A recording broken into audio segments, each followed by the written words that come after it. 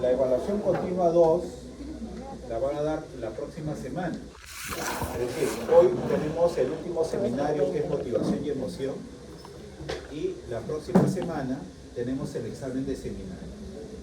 ¿Ya? El examen de seminarios es sobre 15 puntos, porque las exposiciones van de 0 a 5. ¿Ya? Acá tengo algunas rúbricas de los que han expuesto en la seminario. ¿Cierto? Doctor, una pregunta, el PPT de semana 7 de historia clínica, ¿cuándo lo va a desarrollar? Sí, a ver, presten atención. El tema de la evaluación clínica corresponde al examen mental. Adelante, doctor. La autorita que me hizo la pregunta. La evaluación clínica inicial forma parte del examen mental. Este examen mental tiene 6 áreas, y si ustedes ya lo están viendo, bueno, ahí se están dando cuenta que en algo se parecen a los procesos mentales, ¿verdad? Por ejemplo, está el área emocional, está el área cognitiva, está el área conductual, el área relacional es el área social, y el área contextual es el lugar donde aparecen los síntomas. Entonces, cuando hablamos de la evaluación clínica inicial, doctores, nos estamos refiriendo a que todos los cuadros psicopatológicos que vamos a ver a partir de la fecha, de aquí en adelante, todos son cuadros psicopatológicos, todos.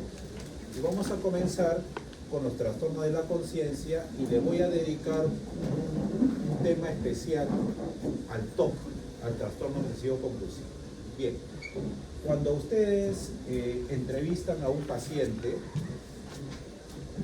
lo primero que tienen que hacer es crear un ambiente de confianza para poder elaborar el examen mental. ¿Ya? Conforme van a ir pasando las clases, vamos a ir entrenando. Por ejemplo, lo primero que deben anotar ustedes es la estructura del examen mental. Esta es la parte del cuerpo del examen mental.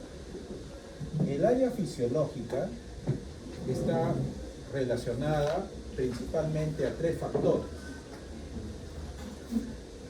al apetito,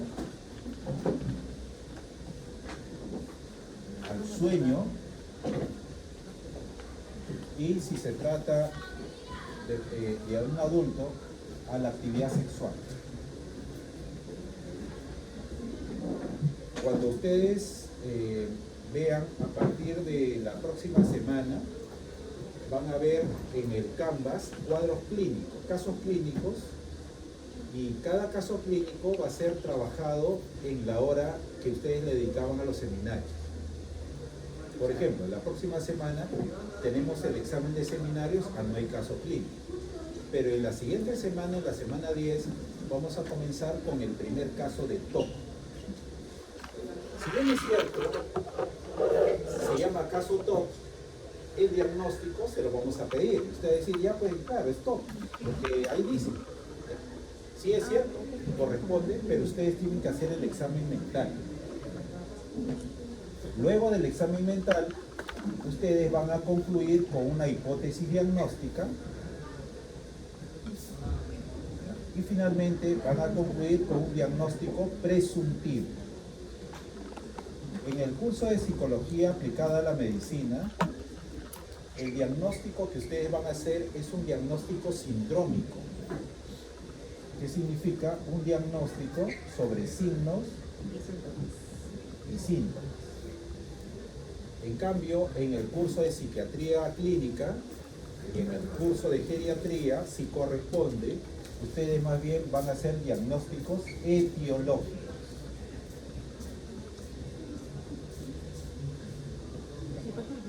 Entonces, repito, a partir de la fecha, a partir de la clase del día de hoy, todos los temas que vienen, excelente, todos los temas que vienen, todos son cuadros psicopatológicos, todos. Pero para ello van a utilizar el vocabulario que han aprendido para el examen parcial. No sé si hay alguna pregunta sobre los tipos de diagnóstico, que es lo que me gustaría que lo tengan en cuenta.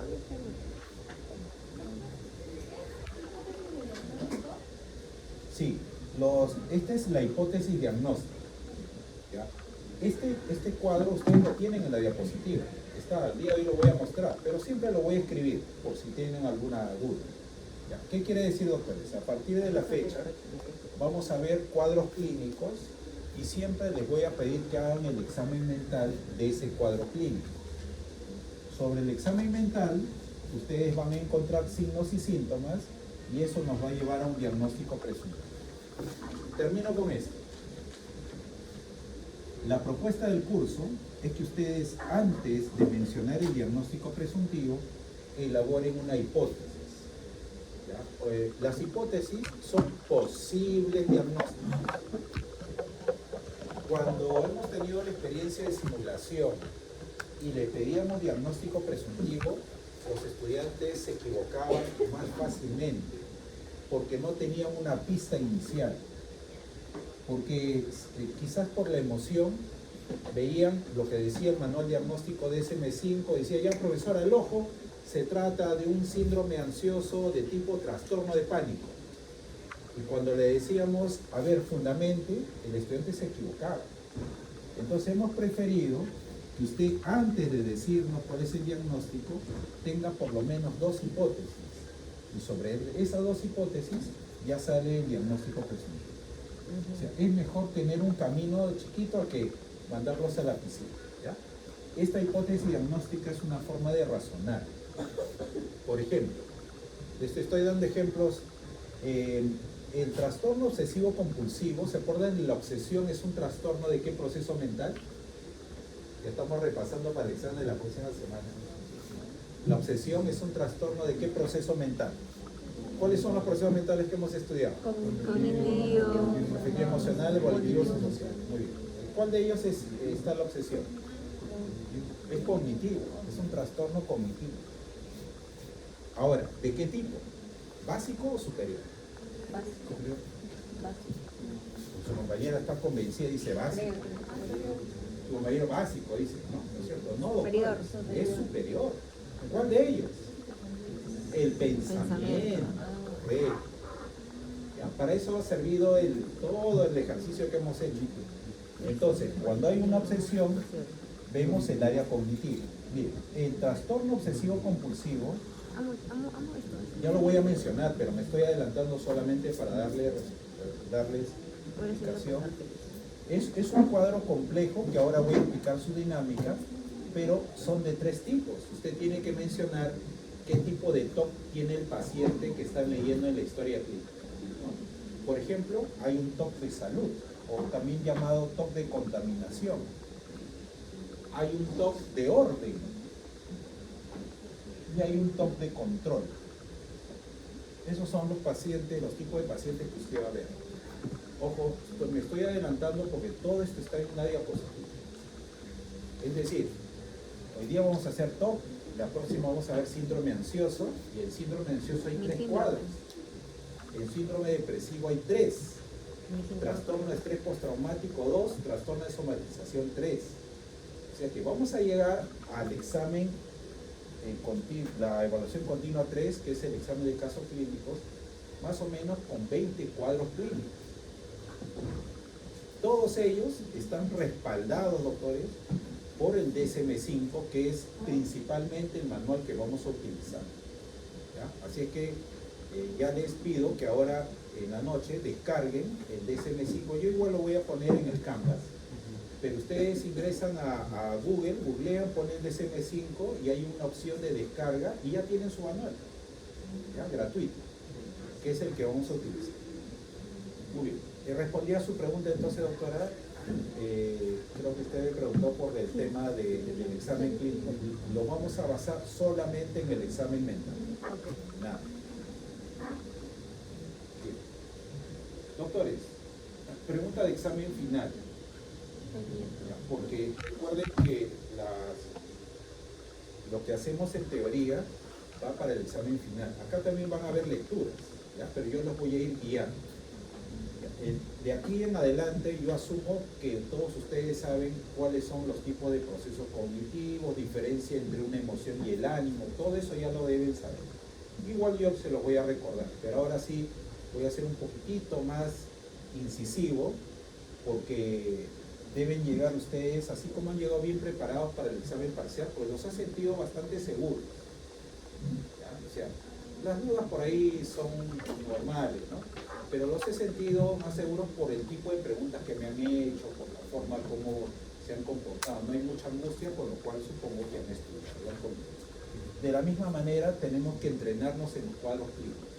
Vamos a llegar bien entrenados para que ustedes no solamente pasen al curso, sino que lo aprendan. Bien, doctor. Lo primero que ustedes hacen cuando entrevistan a un paciente, aparte de reconocer los datos de filiación, es ver el estado de conciencia. El estado de conciencia, ¿qué proceso mental del examen, de qué área del examen mental evalúa? El área cognitiva. El área cognitiva tiene 3 párrafos. Cuando usted haga un examen mental, el primer párrafo es el estado de conciencia, el segundo proceso cognitivo básico y luego proceso cognitivo superior. ¿Para qué sirve la conciencia? Ahí están las 3 palabras clave, doctor. Cuando hicimos el seminario sobre conciencia y alerta, la alerta es el estado fisiológico, la conciencia es el uso que hacemos de ese estado de alerta. ¿Ya? La conciencia sirve para dividir entre el objetivo y lo subjetivo. Eso es lo primero que ustedes van a aprender. ¿Qué significa? Hay un trastorno que se llama el trastorno somatomorfo, más conocido como el paciente hipocondríaco. ¿Ya? Recuerdan alguito, tienen seguro esa idea. Pero no es el único. El paciente hipocondríaco es uno de los tipos de trastornos somatomorfos. El segundo son los pacientes que tienen dismorfia corporal, es decir, que tienen una alteración cognitiva que hace observar una parte del rostro como distorsionado y son los candidatos a cirugías permanentes. Ese es un trastorno dismórfico corporal. Y también tenemos a los pacientes con dolor crónico, también llamado fibromialgia. Seguro que han escuchado a los pacientes que tienen dolores crónicos. Muy bien. Esos pacientes van a venir a su consulta y usted tiene que ayudarles a diferenciar lo objetivo de lo subjetivo. Por ejemplo, señora, he visto en su historia clínica que usted ha solicitado 4 consultas, porque los pacientes somatomorfos son pacientes hiperconsultantes. Entonces, usted le dice, ¿cuál es el problema que viene ahora, doctor? Tengo un dolor de rodilla intenso. Ajá, ya, intenso. De 1 a 10, donde 1 es bajo y 10 es dolor excesivo, ¿cuánto le duele, señor? Yo creo que 2, doctor, pero me duele bastante. ¿Se están dando cuenta la diferencia entre lo subjetivo y lo objetivo? La señora al número 2 le llama bastante. Ustedes le han llamado dolor bajo y este es dolor alto. Entonces, es un paciente que tiene un problema de conciencia. ¿Por qué? Porque no puede diferenciar lo objetivo de lo subjetivo. En cambio, cuando usted hace este ejercicio, le pone métrica, el paciente dice, ah, doctor, o sea que usted tiene pacientes que vienen con dolor tipo 9, sí, y mi dolor es 2, significa que no es mucho, ¿no? Ajá, muy bien. Ese es ayudar a que la persona tenga conciencia, diferenciar lo objetivo de lo subjetivo. En segundo lugar, la conciencia nos permite distinguir lo imaginario de lo real. No solamente, porque muchas veces dicen, el conciencia es el loco. Ya, entonces ese es imaginario y real. No, doctores, lo subjetivo y lo objetivo es lo básico. Tenemos que aprender nosotros a diferenciar el malestar de un dolor, ¿ya? Porque no es lo mismo dolor que malestar. Hay que ayudar a los pacientes a diferenciar. ¿Cuál es lo contrario a malestar? Bienestar. Bienestar. Hay que ayudar a las personas a controlar los malestares, que no es lo mismo que tener necesariamente dolor. Porque el malestar es la percepción, pero es la subjetividad del dolor. ¿Ya? Pero, ¿qué sucede si el paciente tiene un dolor imaginario? no solamente un dolor imaginario, sino que comienza a pensar que todo lo que está viviendo es real cuando en realidad no lo es. ¿Cómo se llama ese trastorno? El delirio, porque el delirio es una idea falsa. La alucinación también interviene en lo imaginario y lo real, ¿verdad? Sí, efectivamente. Entonces, el paciente esquizofrénico está acá. Es un paciente que no puede diferenciar lo real de lo imaginario. Por lo tanto, doctores, si ustedes ven a un paciente que tiene un problema del delirio, entonces toda la información que nos van a dar acá es una información, no sé, pues, vamos a llamarle falsa. ¿Bien? Y lo último es que la conciencia también nos ayuda a, digamos, diferenciar el pasado del presente del futuro. Hay un trastorno, ¿saben qué es la demencia? Ya, la demencia es un trastorno ¿de qué proceso mental? Primero, de arriba hacia abajo, siempre. Cognitivo, listo. Ahora, bajamos. Básico, superior. Superior, ¿no es cierto? No, doctores, básico. ¿Cuál de ellos? La memoria, excelente. Así lo voy a ir exigiendo, ¿ya? Porque ya estamos a otro nivel. Listo. Entonces, los pacientes que tienen problemas en la memoria tienen problemas de conciencia porque no pueden distinguir o digamos, se confunden entre lo que sucedió en el pasado y lo que está sucediendo ahora. Ese trastorno de la memoria se llama confabulación. El paciente con demencia piensa que todavía sigue trabajando cuando en realidad ya se jubiló hace 3 años.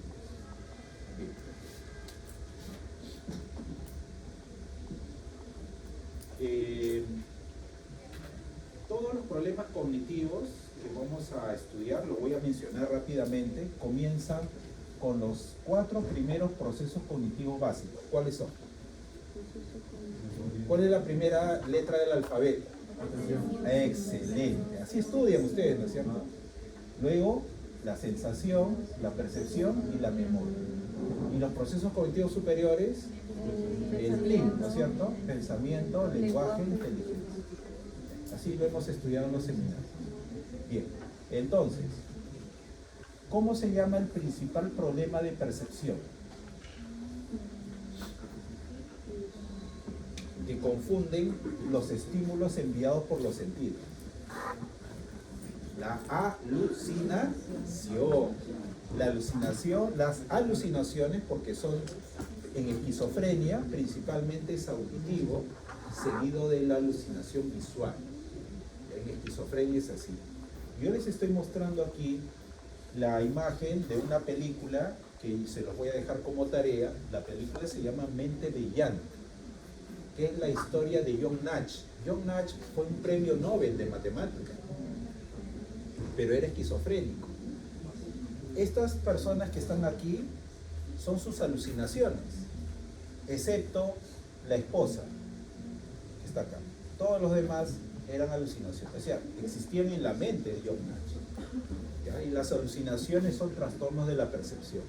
Por eso que ahí están todos los trastornos de la esfera perceptual. Por ejemplo, las distorsiones en la imagen corporal suelen ser característicos de los pacientes que tienen trastorno de conducta alimentaria. O sea, los pacientes con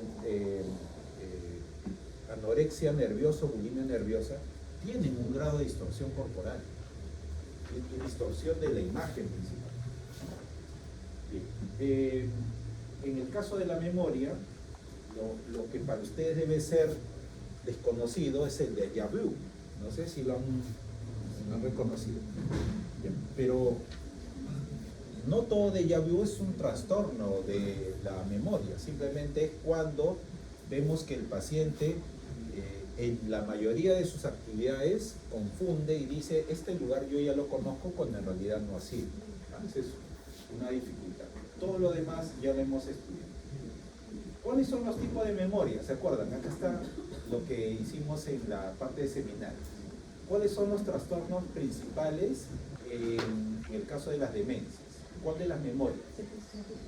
La memoria episódica. ¿Y cómo se llama la otra memoria? Semántica. Bien, hasta que llegamos al TDAH. Y ahí está Jim Carrey, que es uno de los representantes de esta alteración. ¿Cuál es el triángulo perverso del TDAH? La hiperactividad. Excelente, ¿qué más? La desatención. Ajá. Y la impulsividad. Muy bien. Entonces, el TDAH es un trastorno cognitivo que tiene 3 áreas críticas. El área de inatención o desatención, el área de impulsividad y el área de hiperactividad. Ya lo vimos en los seminarios, ¿no? La actividad que está distorsionada o trastocada es la actividad eléctrica a nivel cerebral. Bueno, pero solamente para que lo tengan ustedes, van a ver en las diapositivas, acá están, miren, los tipos de trastorno. Estas son todas las conductas desadaptativas que tienen los pacientes. Por ejemplo, a menudo no presta atención suficiente a los detalles e incurre errores por descuido en las tareas escolares, en el trabajo de otras actividades. Esta es una lista de 9. Ustedes lo van. Este es el caso de la este es el caso de la desatención. Este es el caso de la hiperactividad. A menudo corre o salta excesivamente en situaciones que es inapropiada. Y aquí tenemos la impulsividad, ¿no?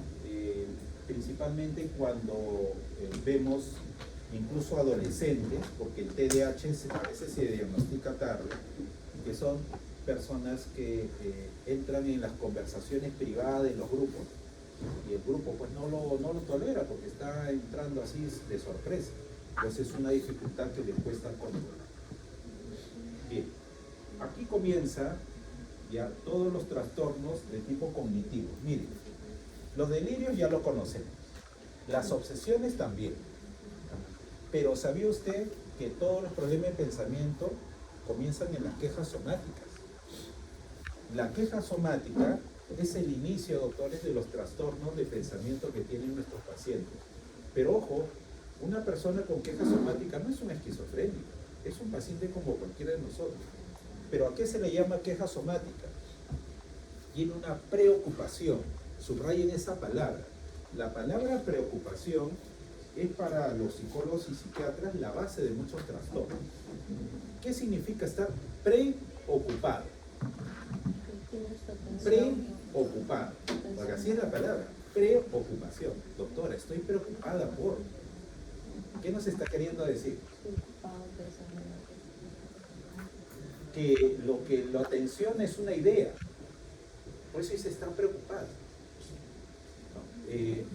He tenido estudiantes, no sé si han sido ustedes, que me preguntaron la semana pasada, justo un día martes, ¿cuántas preguntas va a tener el examen? ¿Qué tipo de preguntas? Miren, ya estaban preocupados. Y esa es la base, doctores, de la queja somática, pero es una preocupación por sufrir un trastorno corporal. O sea, la base de los trastornos somatomorfos o hipocondríacos es una idea. ¿Y cómo hacemos para que el paciente, digamos, se calme?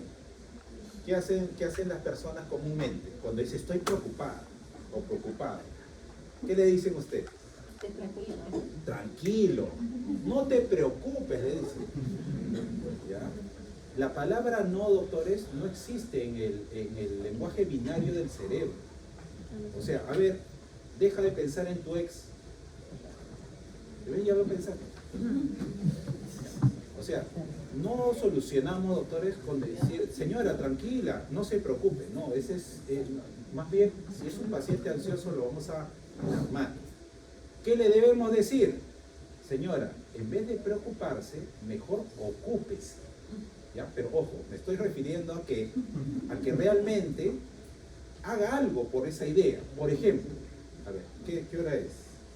7:30. ¿Todos han almorzado? Sí. Bueno, hay unos que no han almorzado.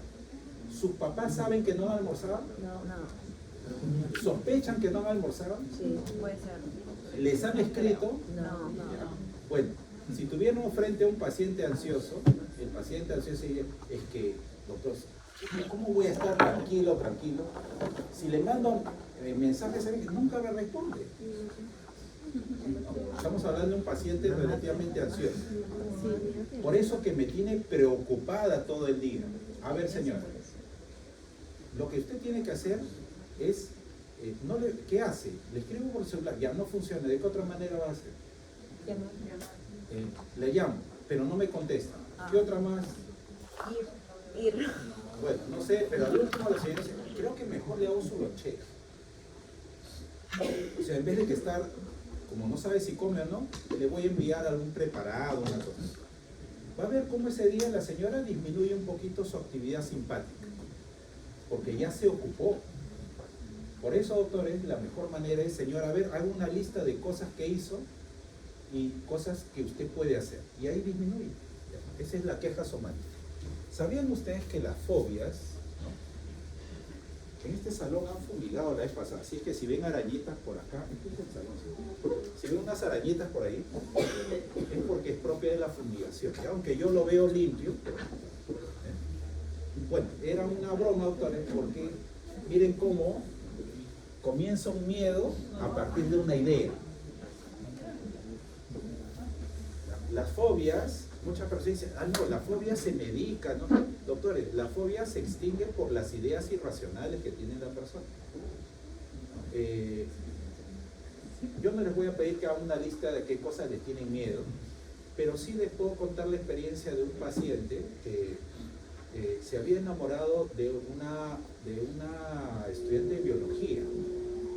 La estudiante de biología le gustaba el trabajo de las aves y un día, por dársela de bacán, dice, que la acompañó a la iglesia San Francisco de Lima. No sé si ustedes saben que en las plazas hay bastantes palomas. Y entonces, él, ese terror que tenían las palomas de niño lo había dormido durante mucho tiempo y nunca se había dado cuenta que ya había pasado el evento crítico.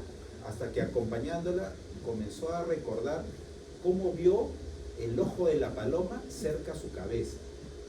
Esa escena, ¿ya?, lo perturbó tanto que el señor lo hizo correr, ¿no? Y su enamorada se quedó ahí.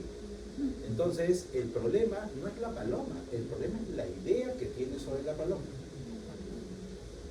O sea, el problema no es que su enamorado, digamos, no, o sea, el problema no es, algunas personas dicen, no sé por qué me tocan enamorados así, o enamoradas así. No, es la idea que usted tiene de la persona. Si alguien le ha pedido plata y nunca le ha prestado, ¿usted sigue pensando en esa persona? Claro, le tienen cólera, pues, ¿no? Porque hizo algo. Ya, y dígame, ¿esa persona acaso está pensando en usted? Entonces, ¿por qué le tienen cólera a alguien que ni siquiera se acuerda de usted? O sea, miren cómo es el poder de la idea. ¿Ya? Ahí está, esa es la forma que hay que trabajar. Muy bien, no sé si hay una pregunta. Ahí están todos los desórdenes del pensamiento, que son 4. Del más pequeñito al más complicado. El más complicado, el más complejo. Nunca intenten a una persona que tiene delirio convencerlo de que lo que piensa es falso, porque le va a generar angustia y su delirio se va a hacer más fuerte. ¿Ya? A una persona que tiene problema de pensamiento, no intenten convencerlo, porque les genera angustia y la angustia detona más pensamientos y más cuadros. Doctor, Sí.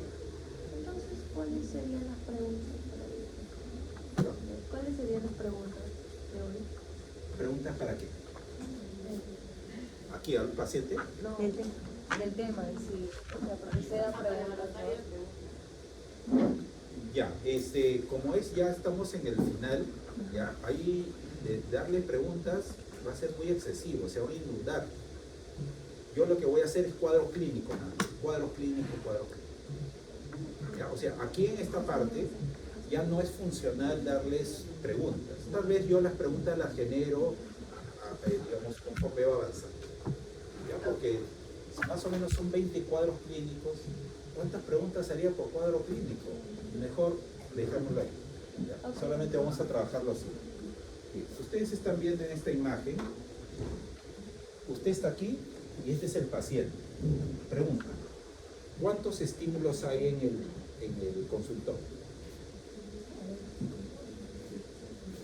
3. Ya. Para usted, ¿cuántos estímulos hay? 1. Ah, sí. Para el paciente, ¿cuántos estímulos hay? 2. Este, por ejemplo, es una alucinación, pero es una alucinación visual, ¿verdad? Bueno, puede ser auditiva y visual, pero el médico no sabe, no lo ve. Entonces, lo que quiero decir aquí es que esta es una alucinación, pero el médico no gana nada preguntándole qué estás viendo, sino por qué te quiere atacar. Cuando la persona dice me quiere atacar porque me he descubierto que soy un policía encubierto, entonces ese ya es un delirio. El delirio es una creencia falsa sobre una situación que en este caso sería una alucinación.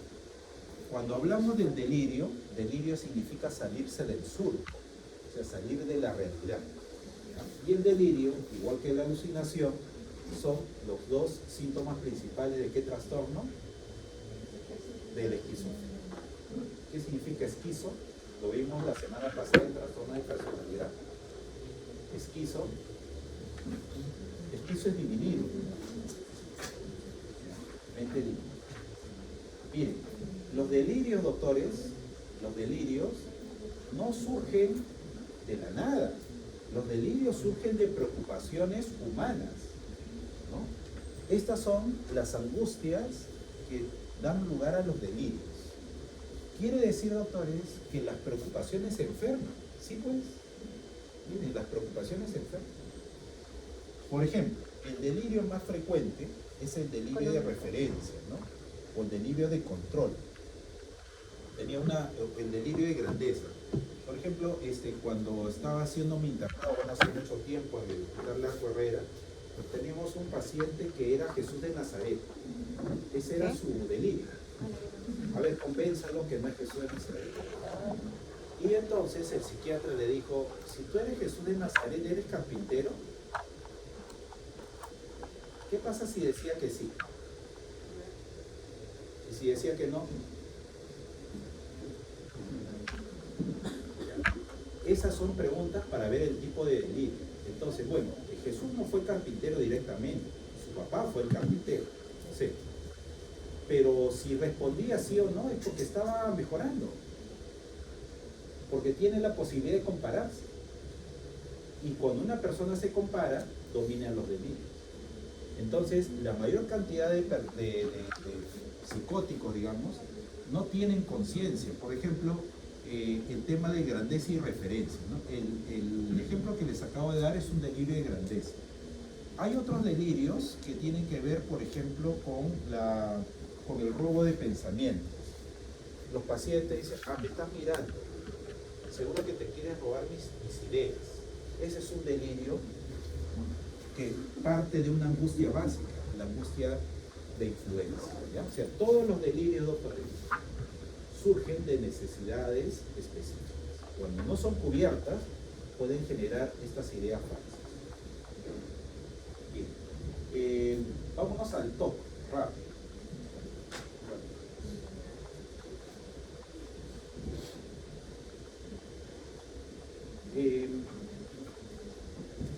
El trastorno obsesivo compulsivo no es lo mismo que la personalidad obsesiva. No sé, la sesión anterior vimos trastorno de la personalidad y el clúster C habla del trastorno obsesivo. No es lo mismo que el TOC. ¿Cuál es, y con eso ya voy terminando para el seminario, cuál es la base del TOC? Miren, el TOC es un trastorno, no es una enfermedad, con lo cual comenzamos mencionando que de aquí en adelante no vamos a hablar de enfermedades mentales, sino de trastornos. ¿Ya? No existen enfermedades mentales en los manuales diagnósticos. Existen trastornos o existen desórdenes. No son enfermedades. Bueno, el trastorno obsesivo, la obsesión, ¿se acuerdan qué proceso mental es? ¿Es una alteración de qué proceso mental? Del pensamiento. Entonces, esta obsesión puede ser una idea, puede ser una imagen también. ¿Qué es una imagen? Que es real. O sea, las obsesiones, a diferencia de los delirios, las obsesiones son reales. Si la persona más bien tiene una idea que es falsa y reiterada, ese es un delirio, no es una obsesión. Y sobre todo, que el paciente no puede controlarlas, tiene escaso control sobre esas ideas, sobre esas imágenes. Cuando se presenta esta obsesión, inmediatamente ocurre un fenómeno que se llama la angustia. La angustia es similar al miedo. Entonces, aparece una idea, una imagen que es real, pero el paciente no lo puede controlar y esa idea le genera una angustia. ¿Y qué hace para disminuir la angustia? Realiza la compulsión. ¿Qué es la compulsión? Es un acto, es una conducta. Pero es una conducta excesiva que busca disminuir la angustia. Por ejemplo, ¿no? Tengo un TOC de contaminación, de salud. Entonces, tengo la idea que si le doy la mano a una persona, me puedo contagiar.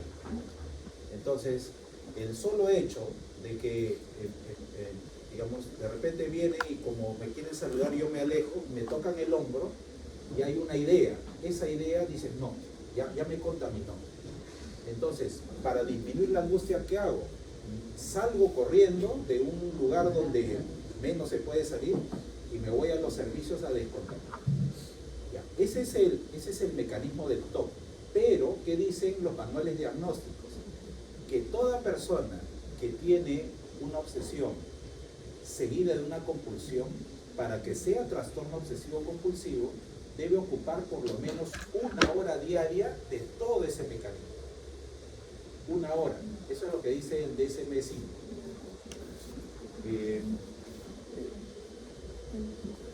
Ese es en cuanto al de salud. Por ejemplo, el TOC de orden. Algunas personas consideran que, entonces en mi casa, ya eso tiene nombre, pues, ¿no? Mi mamá, mi papá, no sé, pues son maniáticos de la limpieza y limpian y no quieren que ensucien. Pero para que sea TOC, doctores, tiene que cumplir con esa combinación. Idea o imagen, angustia, compulsión para disminuir la angustia. Ahora, ¿puede haber TOC sin compulsión? O sea, sin conducta. No, porque le quita la C, ya no sería TOC. Otra característica, que la mayor cantidad de pacientes que tienen TOC han tenido tics. Por eso de ahí viene el TIC-TOC, para que nunca se olvide. Los pacientes que han desarrollado trastornos obsesivos compulsivos son pacientes que en su historial personal han tenido tics, o sea, movimientos involuntarios, musculares involuntarios. Esos son los tics. Esa es una característica. ¿Cuáles son los tipos de TOC? Primero tenemos el TOC de salud, que es el TOC más frecuente. ¿Ya? Recuerden que no solamente es una idea, sino puede ser una imagen. La obsesión no solamente son ideas, sino son imágenes. El TOC de orden es el TOC en el que la persona entra en angustia cuando se modifica un orden personal. Por ejemplo, tenía una paciente que lavaba la ropa de sus hijos todos los días sábados a las 8 de la mañana y comenzaba siempre con las ropas, digamos, blancas y luego de color. Hasta ahí todo es normal, ¿no? Que alguien tenga un hábito pues a las 8 de la mañana, pero el tema era que le ayudaran a colgar la ropa. Porque le decía, yo tengo que hacer todo, usted puede. Y cuando veían que las prendas medianas estaban combinadas con las prendas grandes, entraba en angustia y le gritaba, ¿cómo es posible que ordenen de esta manera? Ese es el TOC de orden, ¿ya? Que también le llaman el TOC de seriación.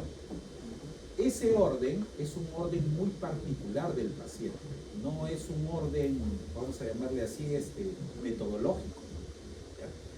Y finalmente tenemos el TOC de control, que igual que el TOC de salud, bueno, ahora que ya no estamos en pandemia es menor, pero el TOC de control suele ser el más frecuente, junto con el de salud. ¿Qué es un TOC de control? Uno de sus compañeros creo que mostró un video, bueno, no sé si fue aquí, de una persona una señorita se acostaba y luego se levantaba a ver si la llave del gas, de la cocina del gas, estaba apagada, cerrada. Se volvía a acostar. Luego aparecía la idea que no solamente era la llave del gas, sino era la llave de la puerta, o sea, la llave por dentro. Es decir, más o menos a las 2 de la mañana recién se iba a dormir, después de haber verificado varias veces. Entonces, el hecho de creer que se ha olvidado le genera angustia, y la angustia, para disminuirla, le lleva a la compulsión. La compulsión es revisar. La obsesión es solamente la idea que se tiene. ¿Ya? Bien, no sé si hasta aquí hay alguna pregunta, doctor. Antes voy a darles un ejemplo. Van a ingresar al Google, van a poner DSM-5. Y este de aquí es el que van a bajar.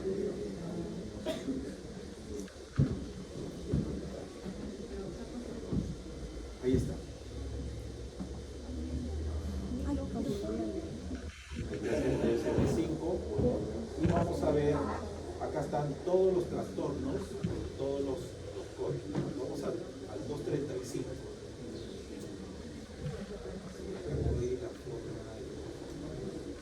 A ver, vamos.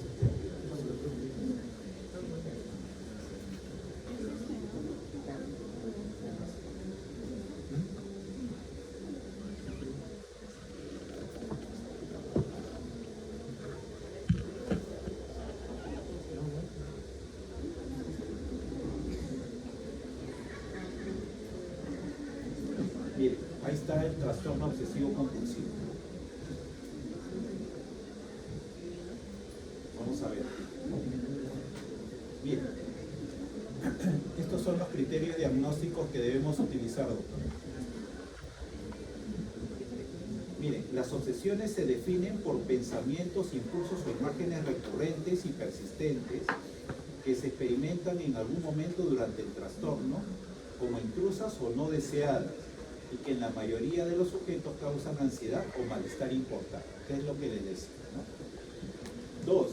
El sujeto intenta ignorar, suprimir estos pensamientos, impulsos o imágenes, neutralizándolos con otro pensamiento o acto, es decir, una compulsión. Neutralizar significa hacer algo para disminuir la intensidad del síntoma. Pero las compulsiones son los comportamientos. No se olviden, la obsesión es la idea, la imagen, pero el comportamiento es el compulsivo. El objetivo de los comportamientos o actos mentales es prevenir o disminuir la ansiedad. Entonces, si tuvieran que medicar al paciente, ¿lo medican para qué? Para la ansiedad. Ya, pero ¿lo medican para eliminar la idea o eliminar la angustia? La angustia. Claro, la angustia. Pero la angustia no nace de idea. Mira, a ver, estoy dejando por ahí. O sea, sería farmacológico y psicológico. Ahí está la duda por qué algunos teóricos incluyen el TOC no en trastornos cognitivos, sino en trastornos afectivos emocionales. Para nosotros, doctores, la detonación es la idea. Cuando digo para nosotros es para mi práctica clínica y de las personas con las que hemos formado. El problema del TOC no es la angustia, el problema del TOC es la idea que causa la angustia. Por eso que la terapia que mejor funciona es la terapia cognitivo-conductual. O sea, modificas el pensamiento, disminuyes la angustia, disminuyes la conducta compulsiva. Bien. Ahora dice, miren, punto B, las obsesiones o compulsiones requieren mucho tiempo, ocupan más de 1 hora diaria. Esto es lo que les decía hace un momento.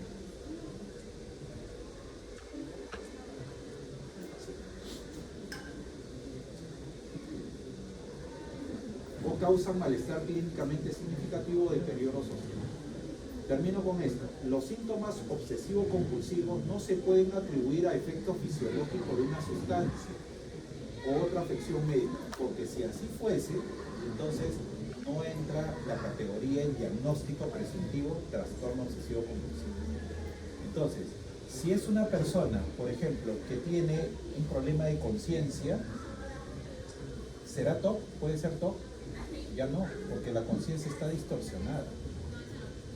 Esto no quiere decir que los pacientes esquizofrénicos no tengan compulsiones, sí tienen compulsiones, pero entre la esquizofrenia y el TOC manda la esquizofrenia por tener mayor compromiso en la conciencia. Los pacientes con TOC, doctores, sí están ubicados en el tiempo y en el espacio. O sea, ellos no tienen problema de conciencia, su problema es que no pueden manejar el pensamiento, las ideas que lo perturban y que lo llevan a tener actos compulsivos. No sé si hasta acá hay alguna pregunta.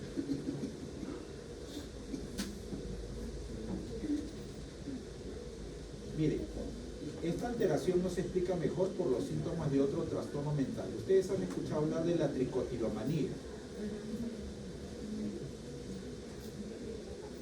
Claro, esa compulsión de jalarse el cabello y arrancarse. Es un acto compulsivo, pero no entra en el tipo de TOC. Por eso está ahí, dice que sí. Esto es lo que quería mencionar. Muy bien. Entonces, doctores, en conclusión, lo que hemos visto el día de hoy, brevemente en esta teoría, es que siempre comencemos cuando hacemos el examen mental por el área cognitiva. Si bien es cierto, miren, el área cognitiva está en el tercer orden, muy importante es que cuando ustedes van entrevistando al paciente, primero hay que saber si el paciente está consciente y si existen algún trastorno de los procesos cognitivos básicos o superiores. ¿Ya? Ese es el trabajito del examen mental. Para la próxima semana, que tenemos el examen de seminarios, y en la siguiente voy a colocar un caso de TOC. Ustedes van a venir leyendo y vamos a tener que hacer el examen mental. Ahí recién ya voy a hacer con ustedes el examen mental para ponerlo a prueba.